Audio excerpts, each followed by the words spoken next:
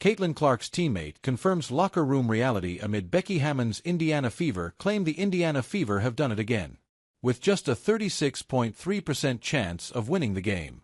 Not only did the Indiana Fever hand the Las Vegas Aces a shocking loss, but the way they did so was in a fashion that sent a very, very scary message to the league. Led by Kelsey Mitchell's playoff-best 34 points and Odyssey Sims' efficient 17 points, the Fever proved yet again that doubting them is never a good idea. While it is true that four-time MVP Aya Wilson's poor game was one of the biggest contributors to this loss, according to Becky Hammon, there was something even more serious, which made it almost impossible for them to win. After leading the Fever's ball-handing duties in yet another high-stakes game, Odyssey Sims confirmed Becky Hammon's claims about them.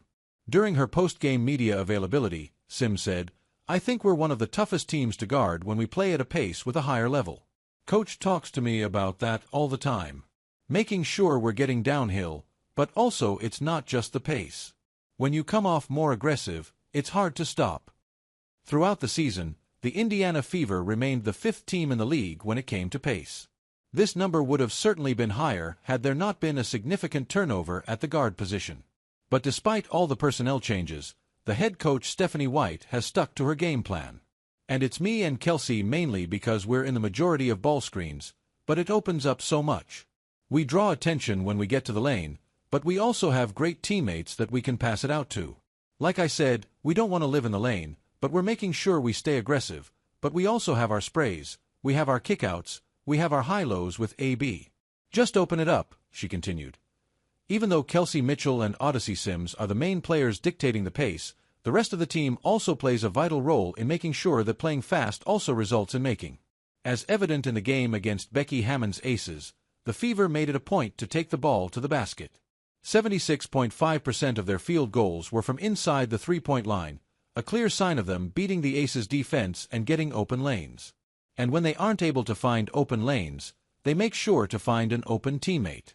Even Aaliyah Boston, who's not known for her passing, ended the season with 3.7 assists per game. This emphasis on playing a fast offense was on full display last night. The Indiana Fever ended the game with 15 fast break points. They were also able to capitalize on Aces' turnovers and scored 13 points off of them. Kelsey scored 11 of these. Speaking to the media after the game, Becky Hammon said, "Fever won all three categories, and they played with a greater sense of urgency. Clearly, we had no answers for Kelsey Mitchell. Couldn't even attempt to slow her down a little bit. I thought it was poor, really poor. She had a hot night, and we let her get going." And a hot night she had indeed. On her way to leading the Fever to victory, Kelsey Mitchell also became the first Fever player to score 30-plus points in a playoff game since 2012. While Kelsey Mitchell is perfectly capable of creating her own shots, clearly, quick outlet passes were a big part of the reason why she was able to have such an effective night, 12-23 from the floor. But while we have seen the advantages of Indiana Fever's style of playing with pace, why exactly do they do it? Why does the Indiana Fever play with so much pace? If we look at Stephanie White's history before her current season with the WNBA, the speed was never the only priority. In the past season with the Connecticut Sun, her team was at the bottom of the league when it came to playing with pace. So why is it with the Indiana Fever that making sure to play fast is so important? Well, the answer to that may remain in the personnel she has. Kelsey Mitchell is one of the, if not the fastest players in the WNBA. Also, until Caitlin Clark was playing, her flashy passing from the end of the court to the other was instrumental. When we combine these two factors, it is obvious that the way forward is to beat the teams with pace. But players' traits aside, there are plenty of other benefits to playing with pace. Coming into Game 1 as overwhelming underdogs, head coach Stephanie White knew that being aggressive was the only way to go. After the game, she said, "Our group has seen it all. We wanted to come in and be the aggressor right away to make sure that we were dictating on the defensive end and we were dictating from a pace standpoint." Sure, they were also aided by a defensive masterclass put up by Aaliyah Boston against the MVP, Aya Wilson.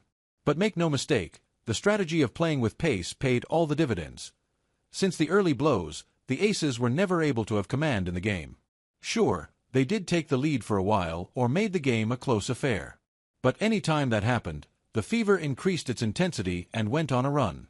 It is due to this emphasis on playing quickly that they have now stolen the home court advantage against one of the league's best teams. Becky Hammon will certainly make sure that her aces are ready to match Indiana's pace from the get-go in Game 2. But will they be able to sustain it throughout the game or not? That is a whole other question.